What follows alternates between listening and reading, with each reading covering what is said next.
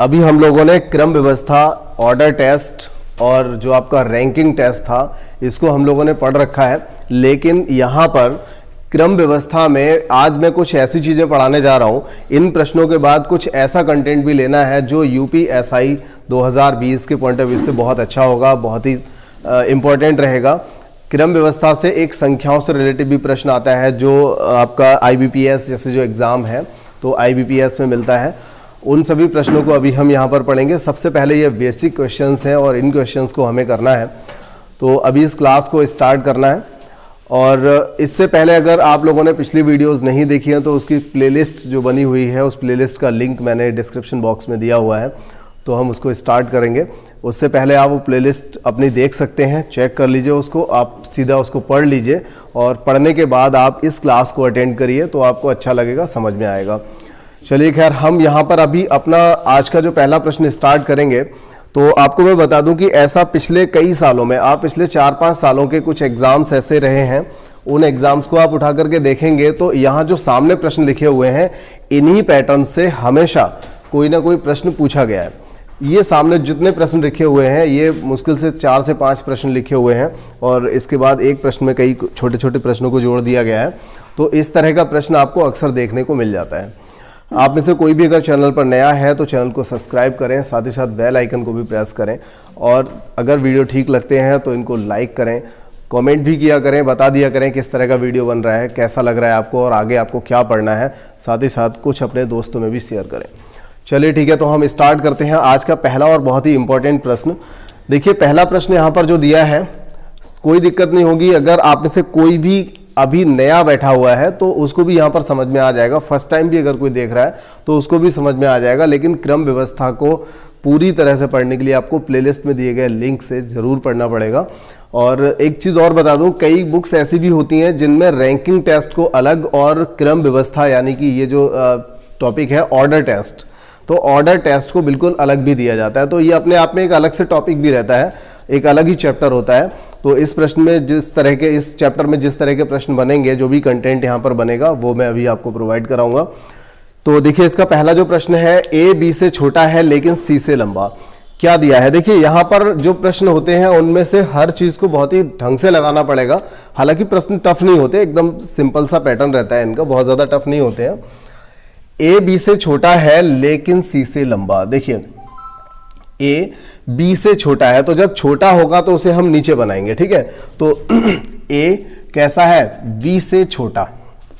देखिए छोटा है तो नीचे बनाइए, बड़ा है तो ऊपर बनाइए, ठीक है। तो ए बी से छोटा है, ए छोटा है बी से, ठीक है, समझ में आ रहा है।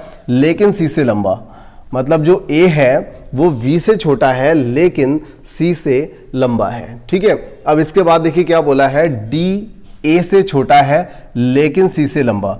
देखिए मैं थोड़ा इनको दूर दूर लिख लूं क्योंकि सवाल कुछ इस तरह का दिया है।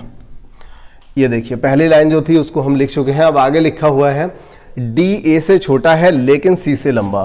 तो डी जो है ए से छोटा और सी से लंबा है, इसका मतलब ए और सी के बीच में आ जाएगा डी। इसी तरह से दिया है और ई बी से छोटा है लेकिन ए से लंबा, तो ई जो है बी से छोटा है लेकिन ए से लंबा, तो इन दोनों के बीच में कौन आ जाएगा, यहाँ पर ई आ जाएगा। अब पूछा गया है बताइए कि इन सब में सबसे छोटा कौन है, ठीक है, सबसे छोटा कौन है। तो आपको नजर आ रहा होगा कि इसमें सबसे छोटा कौन नजर आ रहा है, यहाँ पर सी आपको दिखाई दे रहा होगा।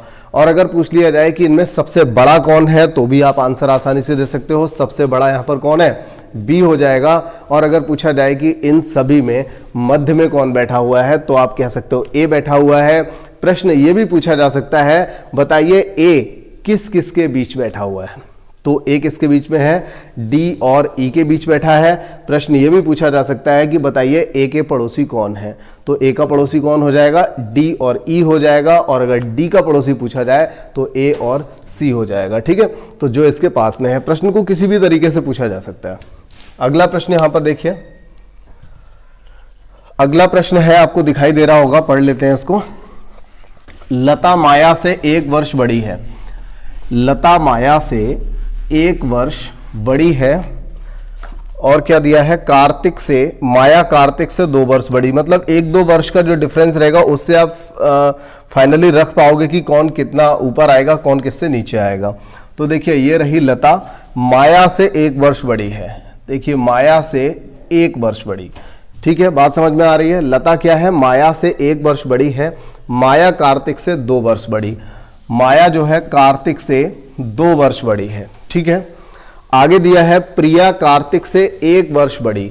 अब देखिए प्रिया अगर कार्तिक से 1 वर्ष बड़ी है जबकि माया 2 वर्ष बड़ी है, तो कार्तिक से अगर माया 2 वर्ष बड़ी है जबकि प्रिया कार्तिक से कितनी बड़ी है, 1 वर्ष बड़ी है, इसका मतलब इन दोनों के बिल्कुल मध्य में आ जाएगी प्रिया। और आप कह सकते हो अभी इन सभी का डिफरेंस जो है वो 1-1 साल का है, इससे 1 साल ये बड़ा और इससे 1 साल ये बड़ा, ठीक है। और लता इससे भी 1 साल बड़ी हो जाएगी। आगे देखिए क्या दिया है, सबसे छोटा कौन है, तो देखिए सबसे छोटा भी आप बता सकते हैं, ये भी बता सकते हो। और 4 लोग हैं तो मध्य में आप नहीं बता सकते, या मध्य में अगर पूछा भी जाएगा ऐसे प्रश्न में तो मध्य में क्या जवाब रहेगा, MP दोनों ही मध्य में बैठे हुए हैं, ठीक है। क्योंकि 4 लोगों में से मध्य कभी होता ही नहीं है, 5 में से मध्य होगा या 3 में से होगा, 7 में से होगा। तो यहाँ पर जब 4 दिए हुए हैं, और मध्य वाला वैसे प्रश्न ऐसा नहीं पूछा जाएगा, हमेशा इसी तरह से पूछा जाता है, सबसे बड़ा कौन या सबसे छोटा कौन या तीसरे नंबर पर कौन आ रहा है, इस तरह का प्रश्न पूछा जाएगा। या फिर ये पूछ लिया जाएगा कि M कितने लोगों से बड़ा है। M से मतलब है यहाँ पर माया, तो माया बताइए माया से छोटे कितने लोग हैं यहाँ पर, माया से छोटे आप लोगों में से नहीं, इसमें माया से छोटे कितने लोग हैं, 2 लोग हैं। तो ऐसे भी प्रश्न पूछा जाता है, माया से छोटे कितने लोग हैं, या P फॉर प्रिया, प्रिया से बड़े कितने लोग हैं, इस तरह से, ठीक है। ये ऐसे प्रश्न पूछे जाते हैं, वो तो जब आप इतना बना लोगे तो फिर आप आंसर दे सकोगे। चलिए इसके बाद देखिए तीसरा प्रश्न है, अरुण वजन में गोविंद से भारी है। अरुण जो है वो वजन में गोविंद से भारी है, तो भारी है ऊपर बनाइए अरुण, ये देखिए अरुण रहा और ये गोविंद। अरुण जो है वो गोविंद से भारी है, मनोज जॉन से हल्का। अब देखिए ना तो यहाँ पर मनोज है ना यहाँ पर जॉन है, तो चाहे तो उसे आप अलग से लिख लो, मनोज जॉन से हल्का। देखिए मनोज जो है वो जॉन से हल्का है, देखिए मनोज हो गया जॉन से हल्का, हल्के को नीचे रखेंगे भारी को ऊपर, ठीक है। किसी भी तरह से आप रख सकते हो, लेकिन किसी की जो पॉजिटिविटी होती है, जैसे कोई बुद्धिमान है तो ऊपर रखिए, होशियार है ऊपर रखिए, रईस है ऊपर रखिए, तो इस तरह से रख लीजिए, आसानी से हो जाएगा। हालांकि इसको कुछ लोग ग्रेटर देन लेस देन करके भी लिखते हैं, तो उसमें थोड़ी दिक्कत रहती है, तो ये वाला जो मेथड है वो ज़्यादा अच्छा है। देखिए जॉन, मनोज जो है वो जॉन से हल्का है, ठीक है, तो मनोज हो गया जॉन से हल्का। प्रवीण जॉन से भारी, प्रवीण इससे भी भारी है। और किंतु गोविंद से हल्का, मतलब जो प्रवीण है वो जॉन से तो भारी है लेकिन गोविंद से हल्का, यानी कि प्रवीण का नंबर गोविंद के नीचे आएगा और प्रवीण के साथ साथ जॉन उससे नीचे आएगा और सबसे नीचे आ जाएगा मनोज, ठीक है। तो बताइए इनमें सबसे हल्का और सबसे भारी कौन है, तो सबसे भारी अरुण और सबसे हल्का मनोज, बीच में प्रवीण। आपसे कुछ भी पूछा जाएगा तो आप आंसर यहां से दे पाओगे, ठीक है। क्लियर हो गया, सबसे हल्का, अच्छा ये हल्का नहीं पूछा था, केवल हाँ सबसे भारी पूछा गया था, कोई बात नहीं, सबसे भारी पूछा जाएगा अरुण आंसर हो जाएगा, सबसे हल्का पूछा गया तो मनोज आंसर हो जाएगा, और सब बीच में कौन है तो इसका आंसर प्रवीण हो जाएगा। अब देखिए हम अगले प्रश्न को कर लेते हैं। यहां पर चौथा प्रश्न है, यहां पर हमारा क्या दिया है, ये देखिए, एक्स डब्ल्यू की तुलना में गरीब है। अच्छा प्रश्न है ये भी, एक्स डब्ल्यू की तुलना में गरीब है, मतलब डब्ल्यू से गरीब है, तो एक्स क्या है, डब्ल्यू से गरीब। एक्स डब्ल्यू की तुलना में गरीब है लेकिन बी जितना नहीं। कहने का मतलब क्या हुआ यहां पर, एक्स जो है वो डब्ल्यू से तो गरीब है लेकिन बी जितना गरीब भी नहीं है। कहने का मतलब बी और ज्यादा गरीब है, ठीक है, समझ लें इसको। एक्स डब्ल्यू की तुलना में गरीब है लेकिन बी जितना नहीं, मतलब बी तो और भी ज्यादा गरीब है, ये मतलब हुआ इसका, लेकिन बी जितना नहीं। इसके बाद देखिए सी एक्स जितना गरीब नहीं है, सी जो है वो एक्स जितना गरीब नहीं है, इसका मतलब क्या हुआ, एक्स से ऊपर होगा, क्योंकि सी जो है वो एक्स जितना गरीब नहीं है, मतलब हाँ उससे ज्यादा अच्छा है, तो सी जो होगा एक्स से ऊपर आएगा, लेकिन अब x से ऊपर आएगा तो यहां पर आएगा या फिर यहां पर आएगा, यहां आएगा या यहां आएगा, कौन बताएगा बताओ? बीच में आएगा। चलो आगे पढ़ लेते हैं। सबसे गरीब तथा सबसे अमीर कौन है? अब देखिए सबसे गरीब तो ये हो गया, और सबसे अमीर कौन हो जाएगा? बिल्कुल नहीं, W और C में से कोई भी सबसे अमीर हो सकता है। देखिए उसने क्या बोला है, B जितना गरीब नहीं, इसके बाद बोला CX जितना गरीब नहीं है, मतलब C जो है वो X इतना गरीब नहीं है, मतलब इससे तो ठीक है। तो C जो है वो X से ऊपर आएगा। अब बताइए अगर X से ऊपर आएगा तो क्या जरूरी है कि W से नीचे ही आएगा? कहा तो नहीं है, तो ये कहीं भी हो सकता है। तो हम कहेंगे कि यहां पर अगर उसने केवल यही पूछा होता कि सबसे अमीर कौन है, तो हम यहां पर क्या करते हैं, आंसर हमारा रहता कि हम तय नहीं कर सकते, और या फिर ऑप्शन में यह दिया जाता कि W या C में से कोई व्यक्ति जो होगा वो सबसे अमीर होगा। ये बात हम तय नहीं कर सकते यहां पर, क्योंकि C X से ज्यादा पैसे वाला है, ये बात ठीक है, लेकिन W से भी कम पैसे वाला है या ज्यादा पैसे वाला है कैसे पता? ठीक है ना। अब इतने लोग बैठे हुए हो, अगर मैं ये कहूं कि मैं सपोज कीजिए मैंने कहा कि मैं प्रदीप से लंबा हूं, ठीक है, या प्रदीप मुझसे छोटा है, तो इसका मतलब ये थोड़ा हुआ कि मैं सबसे लंबा हूं। हो सकता है आप में से कोई ऐसा भी हो जो मुझसे भी लंबा हो, ठीक है। तो ये चीज क्लियर करनी पड़ेगी, ऐसा प्रश्न जो है वो अटका देता है कभी कभार। चलिए हम अगला प्रश्न कर लेते हैं। 5वां प्रश्न है हमारा, स्नेहा, अवनी, ध्रुव और पार्थ, ये 4 व्यक्ति हैं। 4 लोगों ने एक प्रतियोगिता में भाग लिया और सबने अलग अलग धनराशि जीती। सभी लोगों ने वहां से कुछ धन अर्जित किया, कुछ जीता। तो अवनी ने पार्थ से अधिक, देखिए अवनी ने पार्थ से अधिक, समझ में आ रही है बात? अवनी जो है पार्थ से ज्यादा धन जीत करके लाई थी, किंतु स्नेहा से कम। स्नेहा से कम मतलब अवनी के पास जो धनराशि है वो पार्थ से ज्यादा मिली है, लेकिन स्नेहा से कम। आगे देखिए क्या बोला है, ध्रुव ने स्नेहा से कम, ध्रुव ने, ये देखिए ध्रुव ने स्नेहा से कम राशि जीती। अब स्नेहा से कम राशि जीती है, हो सकता है सबसे कम राशि जीती हो सकता है अवनी से कम जीती हो, पार्थ से ज्यादा जीती हो सकता है अवनी से भी ज्यादा जीती हो, लेकिन केवल स्नेहा से कम जीती हो। क्या बताया गया कि स्नेहा ने या ध्रुव ने स्नेहा से कम राशि जीती, लेकिन अब कितनी कम वो आगे बात बताएगा कुछ ना कुछ, ठीक है। ध्रुव ने स्नेहा से कम परंतु अवनी से अधिक। अब हम ध्रुव को यहां पर रख सकते हैं, ठीक है, ध्रुव अब यहां पर रखा जा सकता है। लेकिन अगर वो ये बात नहीं कहता कि अवनी से अधिक, तो ये डाउट रहता, ध्रुव सबसे छोटा भी हो सकता था, सबसे कम राशि वाला भी हो सकता था, या इन दोनों के बीच हो सकता था, वो स्नेहा से नीचे किसी भी जगह पर फिक्स हो सकता था, ठीक है। तो अब देखते हैं, तो बताओ सर्वाधिक तथा सबसे कम राशि जीतने वाला कौन? तो सबसे कम वाला कौन हो जाएगा? पार्थ, और सबसे ज्यादा वाला कौन हो जाएगा?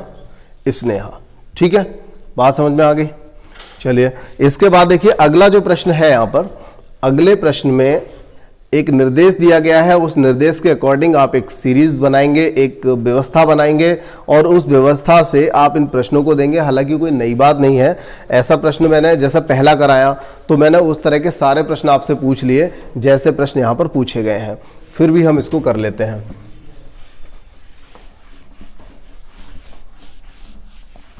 देखिए निर्देश में क्या दिया है, अर्चना सुमन से बड़ी है, ये देखिए अर्चना सुमन से बड़ी है, आरती अर्चना से बड़ी, अर्चना से भी बड़ा कौन है? आरती, परंतु कुसुम से छोटी। आरती जो है अर्चना से बड़ी है लेकिन कुसुम से छोटी।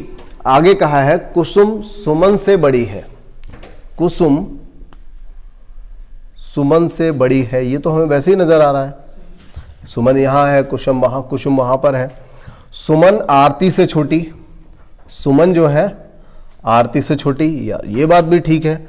और गीता सबसे बड़ी है, तो गीता को हमें यहां पर रखना होगा, ठीक है, तो ये 1 2 3 4 5 लोग हो गए और पांचों से अब हमसे जो प्रश्न पूछा गया है जरा उस पर ध्यान देते हैं। सबसे छोटा कौन है, तो देखिए सबसे छोटा कौन हो जाएगा, सुमन। बीच में कौन है, आंसर रहेगा आरती। इसके बाद पूछा है दूसरा सबसे बड़ा, यानी दूसरी सबसे बड़ी कौन है, तो क्या आंसर होगा, दूसरी सबसे बड़ी, मतलब जो सबसे बड़ा फर्स्ट है उसको छोड़ दें तो फिर दूसरे नंबर पे कौन आ रहा है, तो दूसरे नंबर पे कौन आ रहा है सबसे बड़े के हिसाब से, कुसुम।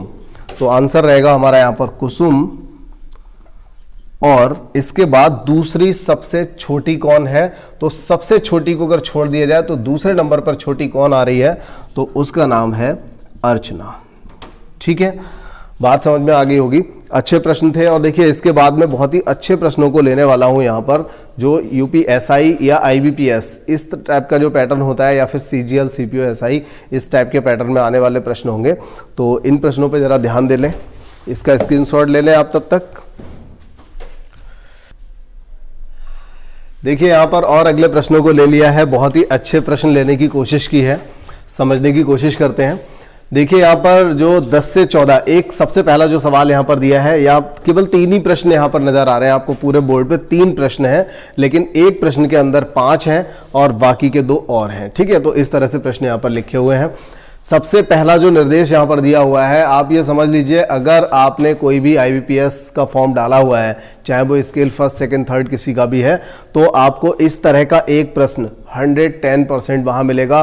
और यूपीएसआई का भी कुछ इसी तरह का पैटर्न आता है, वहाँ पर भी ग्रुप वाले क्वेश्चंस आते हैं, तो इस तरह के प्रश्न को मिलने की संभावना लगभग 99% रहती है।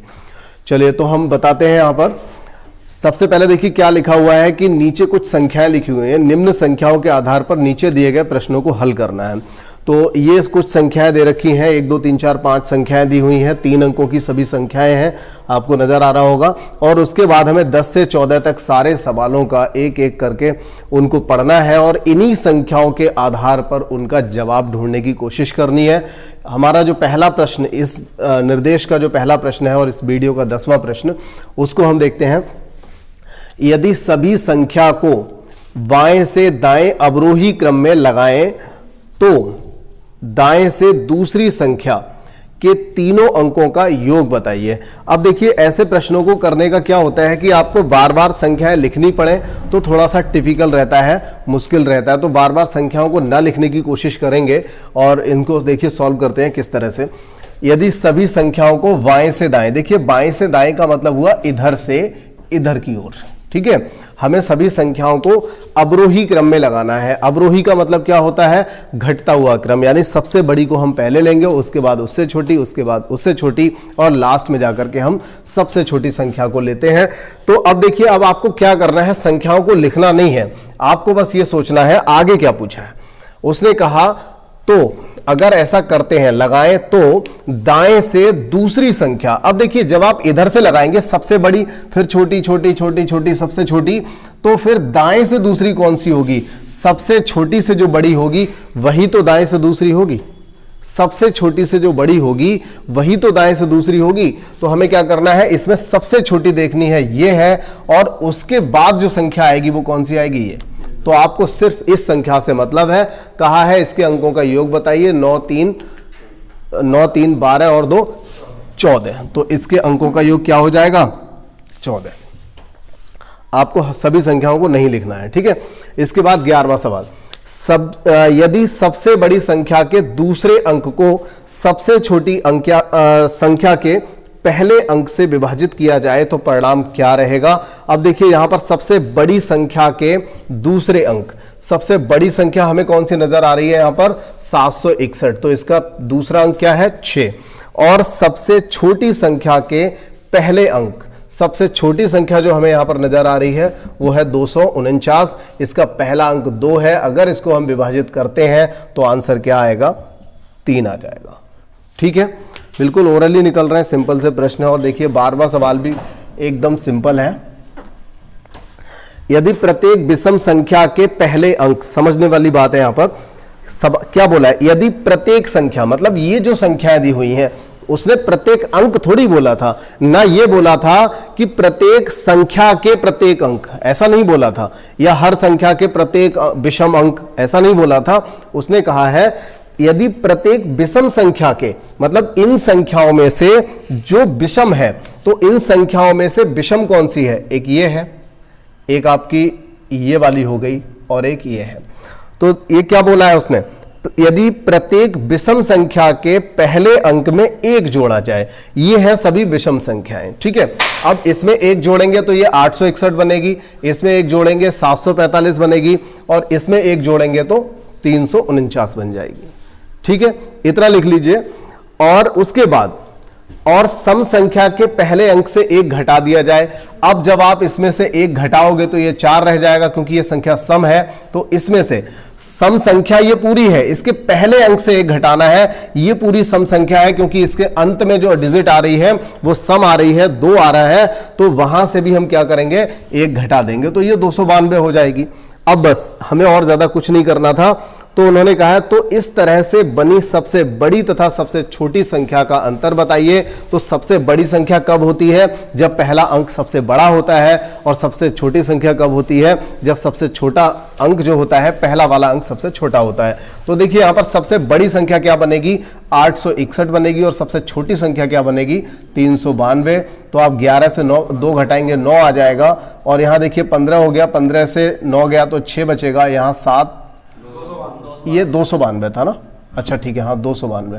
तो यहाँ 7 से 2 गया तो 5, तो 569 ये आपका आंसर हो जाएगा, ठीक है। इतनी सिंपल सी बात थी इस सवाल में। चलिए इसके बाद हम 13 नंबर की बात कर लेते हैं। देखिए 13 नंबर क्या है, यदि प्रत्येक संख्या में सभी अंक संख्या के बीच, कहने का मतलब यह है जो संख्याएं ये दी हुई हैं, ये पहले इसको हटा लेते हैं, ये हमने जो लिखा था इसका अब कोई मतलब नहीं रह गया, ये तो सिर्फ हमें 12वें प्रश्न को सॉल्व करने के लिए लिखना पड़ा। यदि प्रत्येक संख्या में सभी अंक संख्या के बीच, कहने का मतलब प्रत्येक संख्या में संख्या के बीच, यानी कि जैसे ये 761 है, तो इस 761 में हमें क्या ऑपरेशन करना है, हमें करना है कि इनको बाएं से दाएं अवरोही क्रम में लगाना है, मतलब सबसे बड़ा पहले, उसके बाद उससे छोटा, और सबसे छोटा बाद में। तो ये तो ऑलरेडी लगा हुआ है। अब अगर हम संख्या ले लें 548, तो 548 में क्या करेंगे, अवरोही क्रम में लगाएंगे, तो क्या हो जाएगा, 8, 5 और 4। चलिए ठीक है, सबको नहीं लगाते, अभी देखते हैं क्या जानना चाहता है। तो ये कह रहा है अगर ऐसा करते हैं तो कितनी संख्याएं विषम बनेंगी। अब आपको क्या करना है, देखिए विषम और सम संख्या का निर्धारण हम कैसे करते हैं कि उसका लास्ट वाला जो अंक है वो सम है या विषम है, इसी पे तो करते हैं, यही तो बेस होता है। तो अब हमें सिर्फ ये देखना है ऐसी कौन सी इनमें संख्या है जिसका सबसे, देखिए जब हम इसको अरेंज करेंगे तो एक तो यही रहेगा, ये संख्या विषम रहेगी, क्योंकि इसे हमें अरेंज और रीअरेंज इसमें सेम रहेगा। मतलब 761 को अगर हम सबसे बड़ी पहले, उसके बाद छोटी, उसके बाद छोटी लिखेंगे तो ये 761 ही रहेगी, क्योंकि ये पहले से ही इस क्रम में लिखी हुई है। और इसके बाद हम और अगली कोई संख्या ढूंढने की कोशिश करें तो क्या होगा, हमें सिर्फ ये देखना है क्या सबसे छोटा अंक विषम है। तो ऐसी कौन सी संख्या है जिसका सबसे छोटा अंक विषम है, क्योंकि रीअरेंज करने के बाद वही अंक तो लास्ट में पहुंचेगा और वो उस संख्या को क्या बनाएगा, विषम बनाएगा। तो अब देखिए ऐसा करने पर हम जब देखेंगे तो इसमें सबसे छोटा अंक क्या आएगा, 4। तो अगर हम इसको रीअरेंज करेंगे तो 8, 5, 4 बनेगा, तो सबसे लास्ट में विषम जाएगा नहीं, तो ये आंसर नहीं हो सकता। इसी तरह से इसमें हम देखेंगे सबसे छोटा अंक क्या है, 2। अगर हमने इसे रीअरेंज करा तो ये क्या बन जाएगा, लास्ट में 2 जाएगा, यानी सम बन जाएगा। तो हमारा मतलब ये है कि यहां पर इस प्रश्न का मतलब है कि आपको सबसे छोटी संख्या देखनी है जो कि विषम हो। तो यहां पर सबसे छोटी संख्या विषम नहीं है और ना ही यहां पर सबसे छोटी संख्या विषम है, तो केवल और केवल 1 इसका आंसर क्या रहेगा, 1। ऐसी कितनी संख्या होंगी, तो सिर्फ एक संख्या होगी जो विषम रहेगी। इसका आंसर क्या लिखा था हम लोगों ने, 3 आया था, कितना आया था, नहीं 5, 6, 9 आया था। चलिए अब देखिए 14 नंबर, प्रत्येक संख्या के पहले और तीसरे अंकों के स्थान परस्पर बदल दिए जाएं। ये जो संख्याएं हैं इनमें ये कह रहा है अगर पहले और तीसरे के स्थान परस्पर बदल दिए जाए, 7 की जगह 1 आ जाए, 1 की जगह 7 आ जाए, 8 की जगह 5 आ जाए, 5 की जगह 8 आ जाए, 3 2 चेंज हो जाए, 6 और 5 हो जाए, 9 की जगह 2, 2 की जगह 9 आ जाए। चलिए करना नहीं है, आगे पढ़ना है।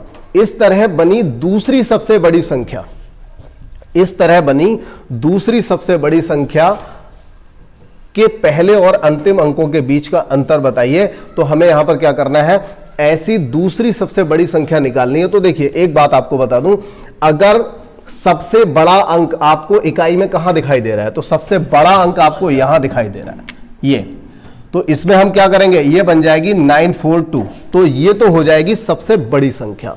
उसने कहा है दूसरी सबसे बड़ी, तो इसके बाद किसका नंबर आएगा, इसका नंबर आएगा। आप देखिए इकाई का अंक दूसरा सबसे बड़ा कौन सा है, तो इकाई का अंक सबसे बड़ा इसमें था, उसके बाद इसमें था।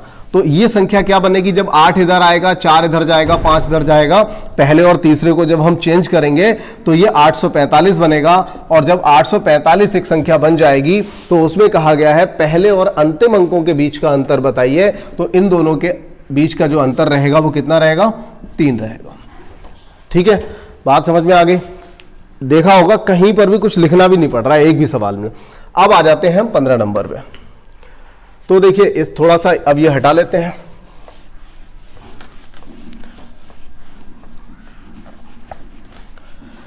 प्रश्न नंबर 15 की बात हो रही है। MDRPQ, ये कोई 5 व्यक्ति नजर आ रहे हैं, सभी अलग अलग वजन के हैं, R सिर्फ M से हल्का है। इसका मतलब क्या है, R केवल M से हल्का है और किसी से हल्का नहीं है। R जो है केवल M से हल्का है और बाकी के सब इससे हल्के हैं। ठीक है ना, R जो है केवल M से हल्का है, मतलब R से भारी केवल एक है, उससे और ऊपर कोई नहीं जाएगा। बात आई समझ में। ये बात जो कही गई है, R जो है केवल M से हल्का है और किसी से हल्का नहीं है, मतलब इससे बड़ा। जैसे मैं कहूं कि मेरी फैमिली में मैं सिर्फ या फैमिली की बात मत करो, बहुत सारे लोग होते हैं, बहुत, आप यहां पर इतने लोग बैठे हो, अगर कहा जाए कि इनमें ताहिर केवल नीरज से लंबा है, इसका मतलब बाकी के सब नीरज से लंबाई में छोटे होंगे यहां पर। ठीक है, तो इसी तरह से यहां पर दिया है MDRPQ, इन सभी की बात हो रही है कि R जो है वो सिर्फ M से हल्का है, इसका मतलब बाकी सबसे वो भारी है। अब कहा गया है PQ और D दोनों से हल्का है, मतलब P जो है, अब देखिए P के बारे में कहा गया, ये देखिए अर्धविराम आ गया, अल्प विराम आ गया। P जो है Q और D दोनों से हल्का है। संजीव देखिए समझने की कोशिश करो, यहीं पे गलती कर रहे थे तुम। P जो है Q और D दोनों से हल्का है, तो P की बात हो रही है यहां पर, P Q और D, P जो है Q और D दोनों से हल्का है। ठीक है, ये तो हमें पता है कि यहां से ऊपर तो कोई जाएगा ही नहीं, यहां से नीचे ही आएंगे ये लोग, लेकिन जो P है वो QD दोनों से हल्का है। अब एक बात यहां पर आती है कि दूसरा सबसे हल्का कौन है। तो देखिए सबसे हल्का तो ये हो गया, सबसे भारी ये हो गया। अब दूसरा सबसे हल्का कौन होगा यहां पर, मान लीजिए आपको आंसर दे दिया जाए Q पहला आंसर, दूसरा आंसर दे दिया जाए D, तीसरा आंसर आपको दे दिया जाए D या फिर Q, और चौथा आंसर दे दिया जाए C एंड D, मतलब डाटा अपर्याप्त। तो बताइए इसमें कौन सा ऑप्शन सही होगा, दूसरा सबसे हल्का कौन।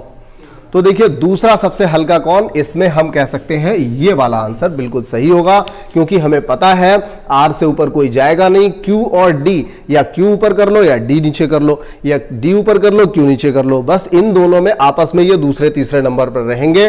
कौन दूसरे पर होगा कौन तीसरे पर होगा, हम नीचे से जो कौन दूसरे या तीसरे पर होगा हम नहीं कह सकते। ठीक है, तो यहां पर पूछा गया कि दूसरा सबसे हल्का, यानी कि दूसरे नंबर पर नीचे से अगर हम देखें तो D और Q में से कोई भी आ सकता है। ठीक है, तो अगर इस तरह के आंसर दिए जाएंगे तो ये रहेगा, और बाई चांस यहां पर ऐसे दे दिए तो आंसर रहेगा डाटा अपर्याप्त। ठीक है, अगर 4 ऑप्शन ये दे दिए तो ना तो आप Q के लिए जा सकते, ना आप D पे जा सकते, और A तो हो ही नहीं सकता, A या R कुछ भी दिया जाए वो तो हो ही नहीं सकता। तो आप ऐसे कंडीशन में कहेंगे डाटा अपर्याप्त है, हमारे पास इतने तथ्य नहीं है जिससे हम इस सवाल का जवाब दे पाए। ठीक है, तो आंसर यहां पर क्या हो जाएगा, Q अथवा D। अब देखिए इसके बाद एक अंतिम प्रश्न है, इसको और देख लेते हैं जी। 16 नंबर देखिए, यहां पर ये जो संख्याएं लिखी हुई हैं, सिंपल सा प्रश्न है। ये संख्या देखिए 97 भी इसी सीरीज में शामिल है, इसका ध्यान रखना। उपरोक्त व्यवस्था में ऐसे कितने 9 हैं, ऐसे कितने 9 हैं जिनसे ठीक पहले और ठीक बाद में विषम है। तो मतलब इससे ठीक पहले भी विषम है और इस बाद में भी क्या है, विषम है। तो ये बहुत सिंपल सी बात हो गई। आपको देखना है, देखिए कौन कौन से ऐसे 9 हो जाएंगे। तो देखिए एक तो 9 ये है जो कि विषम से पहले है और विषम के बाद है, ठीक है। इससे पहले भी विषम है और इसके बाद भी क्या है, विषम। अगला 9 ये आएगा जिससे पहले विषम है लेकिन बाद में सम है, तो ये भी नहीं होगा। और इसके बाद यहां पर आ जाएगा 9 ये वाला, तो इसमें भी देखिए पहला वाला विषम नहीं है, इसको भी छोड़ देंगे। ये वाला जो 9 है इससे पहले भी विषम नहीं है, इसको छोड़ दीजिए। इस वाले 9 से पहले देखिए ये विषम है लेकिन ये सम हो गया, इसे छोड़ दीजिए। अब आ जाता है ये वाला 9, इससे देखिए पहले भी विषम है और बाद में भी विषम है, और इस वाले 9 से पहले भी और बाद भी विषम संख्या है। तो आंसर यहां पर रहेगा 3। कितना रहेगा, 3। अब एक सवाल मैं आपके लिए छोड़ता हूं जिसका जवाब आपको बताना है। कमेंट में डालना, तुरंत ही डालना जैसे ही आप देखते हैं। एक सवाल मैं यहां पर बताता हूं, ये चीज आपको समझ में आ गई। सबसे पहले 1 मिनट, सबसे पहले ये चीज समझ में आ गई, ठीक है। अब इसके बाद तुम्हारा सवाल ले लूंगा मैं, चिंता ना करो। ये देखिए, अगर इस सवाल को मैं थोड़ा सा चेंज कर दूं, मैं यहां पर क्या करूं, उपरोक्त व्यवस्था में ऐसे कितने 9 हैं जिनके ठीक पहले या ठीक बाद में एक विषम संख्या है। तो फिर इसका जवाब आपको मुझे बताना है कमेंट बॉक्स में, ठीक है। मैंने यहां पर क्या किया, तथा की जगह या कर दिया है। अब ये जवाब आपको बताना है। चेक करता हूं मैं कितने लोग इसको सही कर पाते हैं। चलिए ठीक है, तो इसी के साथ हमारा ये पूरा जो चैप्टर था ये समाप्त हो चुका है, और मुझे उम्मीद है कि आपके एग्जाम में आने वाला कोई भी प्रश्न इन सभी वीडियो से नहीं छूटेगा। बहुत बहुत धन्यवाद।